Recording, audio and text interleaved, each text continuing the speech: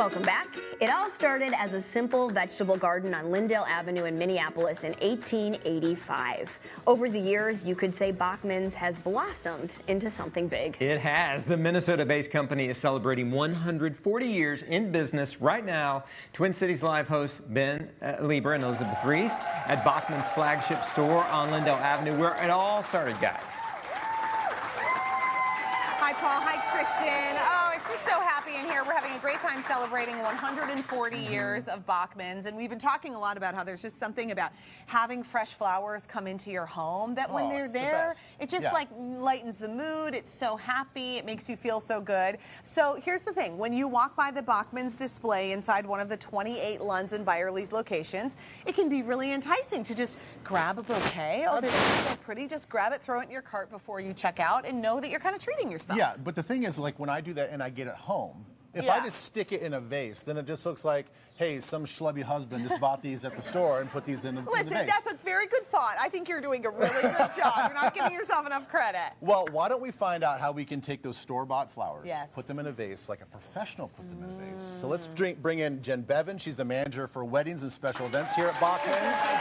And she's going to teach us how to take those flowers that you got at the store, bring them home, make them look like a professional did it. Yes. And you're not only going to teach us, you're going to teach some viewers as well. Audience members as well. Oh my gosh, we've got a whole audience crew over here. So shall we introduce them? Let's introduce them. So that's Haley from Edina on the left, and then we have Pat from Eagan and Mary from Lakeville. And you like to call Pat and Mary your fake sisters. They're the fake sisters. Pat and Mary have come on many a Twin Cities Live trip with me. We've been to Nashville. We've been to New Orleans. We've had a great time in Sedona. They're so wonderful. They're not real sisters, but they seem like sisters, so I call them the fake sisters. That's what happens. We're so happy you guys are here. So you all are going to be doing your own floral arrangements, kind of paying attention to Jen's suggestions, and then we'll see what happens at the end. Sound good? Yeah. Everybody ready? We're all on board. All right. Jen, thanks so much for doing this. Of course. Quick background. Yeah. How long you been doing this? How long you been working here at Bachman's? I've been working here at Bachman's for 10 years this summer. So yeah, Congratulations. thank you.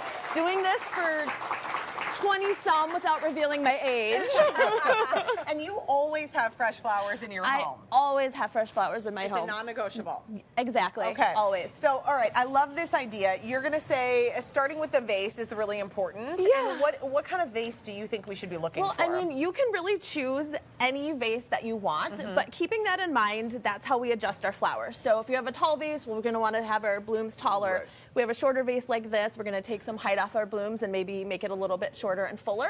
Okay. So it's just kind of working with what you have. And also probably the size of the top, right? Absolutely, you have to think right. about, like, how many flowers, Yeah, right. So if you have a really big vase, then you're going to want to pick up a couple of bouquets versus maybe just one bouquet, so it doesn't look too empty. But for this size of a bouquet, like this size of a vase feels good? That feels great. Okay. Yeah, that's nice exactly. to know. Yep, and we'll add in a few more things too, just to kind of fill it up a little bit. Okay, perfect. Yeah. All right, so we get them home, and then what do we do next? How do we prepare our flowers to go in the vase? Yeah, so that's a great question. So what I like to do is kind of open everything up and start preparing the flowers by taking leaves and any greens kind of off the stem. Some of these are great because they're already a little bit prepared for you. Yeah. But what we have to keep in mind, anything that we're putting in the vase, when it's going to be below the height of the vase and in the water, we've got to strip that foliage off, because if you leave that in there, it's going to create bacteria. Your flowers aren't going to last as long, right? And it gets, like, the water gets cloudy and it gets kind of rot. But these look great. Yeah, like, those you guys look have already great. done the work.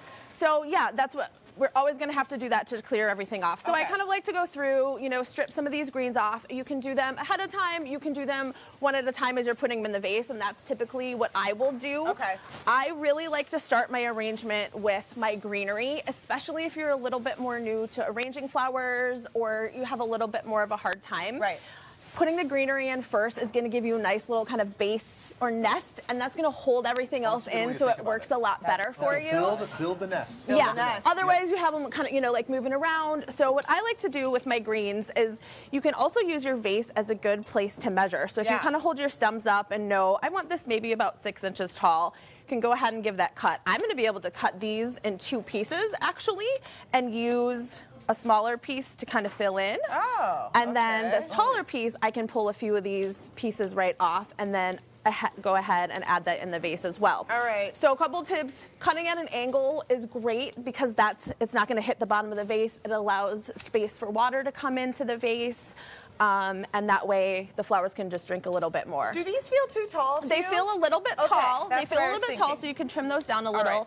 Yeah, just take a few of those Yeah, I was pieces kinda off. thinking this. I did mine first. I'm like, wait, that's kind of tall in there. But you know, I would always say err on the side of being too tall because you can always take it out and cut it down again. If you cut it too short, then you're kind of stuck where it is. That's a good so tip.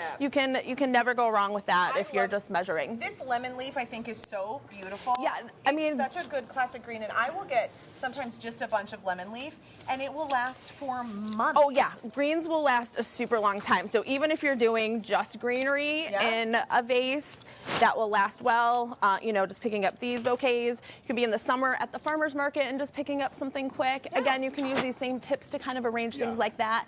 Like I was telling you beforehand, I like to go out into my garden and even cut maybe just hosta leaves or something like that that you can use in your vase. So and that's good. something that will last a long time. And you can add to a bouquet like this, right? So you can get your beautiful bouquet and add some of your own greenery from home as well. Do you want your nest to be around the same height and then like mess with the heights with the flowers? Exactly. Yeah. I like to have my greens just, you know, a few inches taller than the vase because that way it gives you some good space. I'm finding more greens in here, Jen. Yeah, you can keep going with those.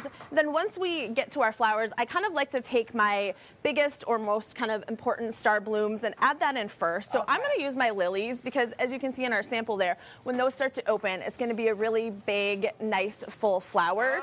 So adding things in, again, we're going to strip these greens off here. So there they go. anything that's going to be in the vase, we're kind of pulling off. Oh, and then I kind of like to start with those major flowers and add those in. And that's when you really kind of start to build around with everything else. So it's a little bit of a popularity contest, huh? Absolutely. see that. Right? All right. Your main bloom, your star of the show. Star of the show. All right. This is the star of the show. Exactly. And then you can add in others. You know, what I think is so good that you're showing us, though, is that you go bloom by bloom. You don't necessarily just take the whole bunch, and then set. You certainly can, but this is going to make it look like... The audience is like, no, we would never do that. But this is going to make it look like it was professionally done versus just chopping it and dropping it in there. Yes. And then I kind of go flower by flower, and I do the same thing.